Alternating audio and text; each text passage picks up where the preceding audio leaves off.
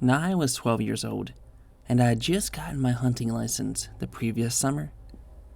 I came from a long line of seasoned hunters, my dad especially. Even before I could hunt, I'd been going to the deer camp with my family my whole life. Now I was hyped up though. Now I'd been waiting for this moment forever, and I knew my dad was excited to share the experience with me.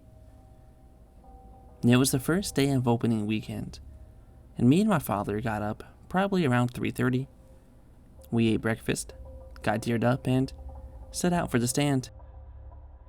And it was pitch black, windy with a biting cold that morning. We pushed on anyways, my dad leading the track and me desperately trying to keep up. The stand was probably a mile or two away from the camp, and I was exhausted.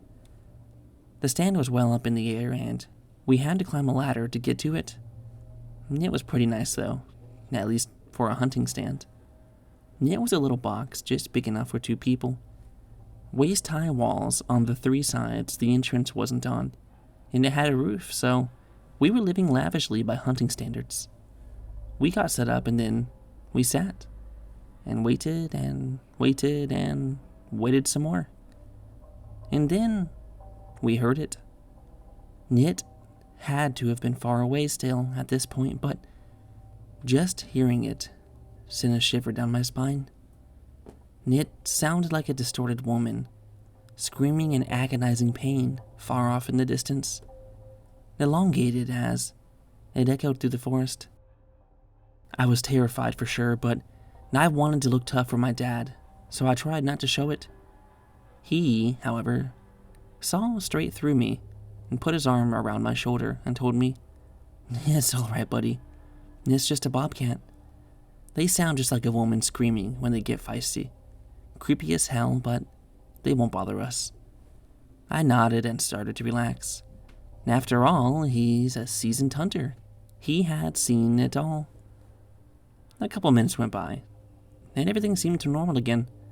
Just the sounds of birds waking up, and the sky was less of a black at this point, more of a dark purple, as the sun was just beginning to rise. Right as I finally started to chill out, we both heard it again. Closer this time. Not right on us, but making ground towards us for sure. This time, even my dad jumped. It sounded like a woman screaming still, but as it got closer, it sounded more and more unnatural. I looked over at my dad, and he looked at me.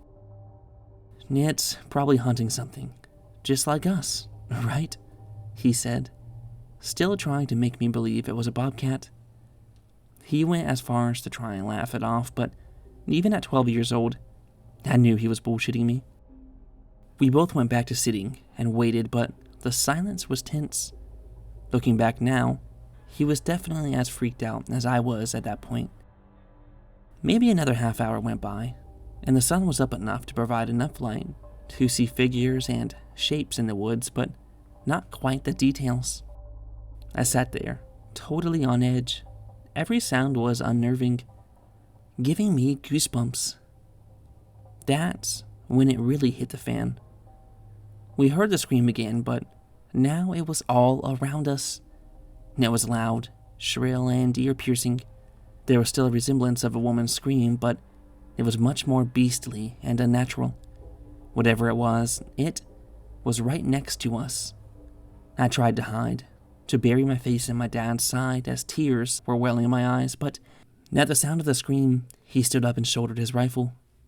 He put the scope to his eye and began surveying the trees around us. He slowly started scanning the area from left to right. I kept whispering to him that I wanted to leave, begging him, but he ignored me and kept looking. He kept pivoting his body away from me until he stopped, rather froze. I heard a sharp exhale leave his mouth, and it was the first time I ever genuinely saw my dad terrified.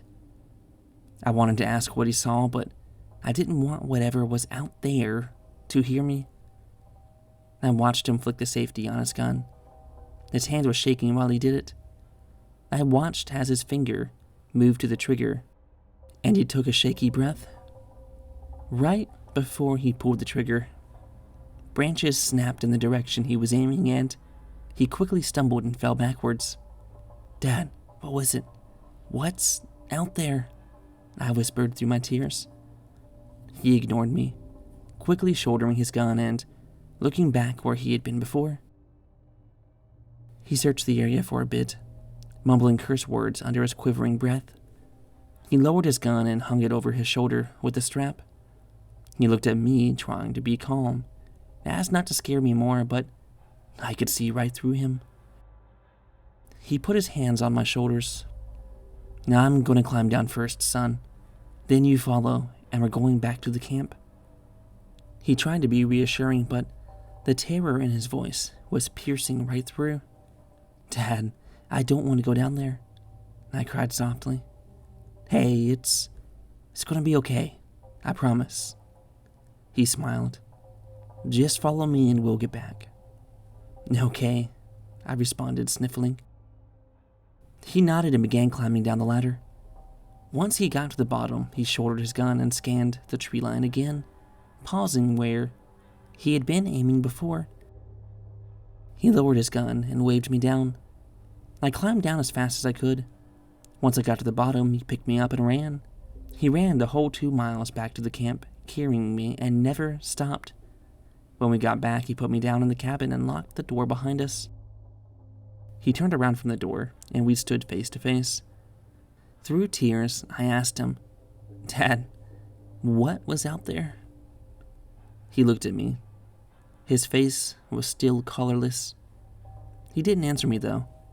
Instead, he took a step towards me, dropping to his knees, and he hugged me. He hugged me for a long time. 9 years later, he still hasn't told me. For a little bit, people used to crack jokes and make fun of him, and say he was hallucinating or that the darkness was playing tricks on him. But soon after, people just stopped bringing it up. My mom worries about him and told me all about the medication he needs just to sleep, and that he says he's terrified that he'll see it in his dreams. Regardless of what it was, that was the last time either of us ever went hunting.